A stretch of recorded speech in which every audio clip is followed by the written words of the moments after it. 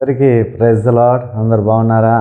Happy Sunday, good morning. అందరము కూడా ఈ దిన వాక్యాన్ని మనం చదువుకుందాం. నిర్గమాకాండము 20వ అధ్యాయము 10-11 వచనాన్ని మనం చదువుకుందాం. 7వ దినము నీ దేవుడైన యెహోవాకు విశ్రాంతి దినము. దానిలో నీవైనను, నీ కుమారుడైనను, నీ కుమార్తె అయినను, నీ దాసుడైనను, నీ దాసి అయినను, నీ పశువైనను, నీ ఇండ్లలోనున్న పరదేశి అయినను ఏ పని చేయకూడదు. 6 దినములలో యెహోవా ఆకాశమును, భూమియు, సముద్రమును, వాటిలోనున్న సమస్తమును సృజించి 7వ దినమున విశ్రమించను. అందుచేత యెహోవా విశ్రాంతి దినమును ఆశీర్వదించి దానిని పరిశుద్ధపరచను. కనుక ప్రేమైన దేవుని బిడ్డలారా, దేవుని యొక్క వాక్యము సెలవిస్తుంది, దేవుడు 7వ దినాన్ని విశ్రాంతి దినముగా మనకు అనుగ్రహించాడు. ఎందుకంటే ఆయన 6 దినాలలో ఈ విశ్వమును సృజించి ఆయన విశ్రాంతి తీసుకున్నాడు. కనుక మనకు కూడా చెప్తున్నది ఏంటిదంటే, 6 దినాలు నీవి, 7వ దినమును విశ్రాంతి దినముగా పాటించి నా మందిరములో మీరు కూడుకోవాలని దేవుని యొక్క ఆజ్ఞ అయి ఉంటున్నది. ప్రేమైన దేవుని బిడ్డలారా, కనుక మనం దాన్ని పాటించాలి.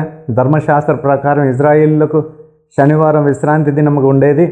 కానీ కొత్త నిబంధనలో యేసుక్రీస్తు ప్రభువారు మన కొరకు ప్రాణం పెట్టి సమాధి చేయబడి ఆయన ఆదివారం పునరుత్థాన దినమందు తిరిగి లేవడం ద్వారా ఆ యొక్క ఆదివారం విశ్రాంతి దినముగా మనం పాటించడం జరుగుతూ ఉన్నది.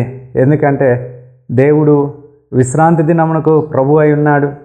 ఆదివారమే విశ్రాంతి దినముగా మరి ఆదిమ సంఘస్థులు పాటించినట్లుగా మనం చూస్తున్నాం. గనక ఈ దినము ప్రభు దినం గనక దీన్ని మనం పాటించాలి. కనుక ఈ ఆదివారం వచ్చిందంటే మనము సంపూర్ణంగా రెస్ట్ తీసుకోవాలి, పనులకు స్వస్తి పలకాలి. మన దగ్గర పనిచేసేటోళ్ళు కూడా విశ్రాంతి దినము వారికి ఇవ్వాలి, లేబర్ హాలిడే. మనం బుధవారం నాడు ఇస్తున్నాం, కానీ అసలు యాక్చువల్గా బైబిల్ ప్రకారముగా మనం ఆదివారం మాత్రమే లేబర్ హాలిడే విశ్రాంతి దినము ఇవ్వాలి. మన ఇంటికి వచ్చిన పరదేశులు కానీ, మన పిల్లలు కానీ, కొడుకులు కానీ, కుమార్తెలు కానీ, వీళ్ళందరూ కూడా ఆదివారమే విశ్రాంతి తీసుకోవాలని దేవుని యొక్క వాక్యము సెలవిస్తుంది. కనుక ప్రియులారా, ఈ ఆదివారం ఎటువంటి పనులు పెట్టుకోకుండా, వ్యాపారాలు, బిజినెస్ వెళ్ళకుండా మరి దేవుని మందిరాన్ని ప్రేమించి దేవుని మందిరానికి రండి. కుటుంబ సమేత పిల్ల పాపలతో రండి. దేవుడు దాన్ని బట్టి సంతోషిస్తాడు. దేవుడిటి మాటలు మన వినికిల్లో ఆశీర్వదించును గాక.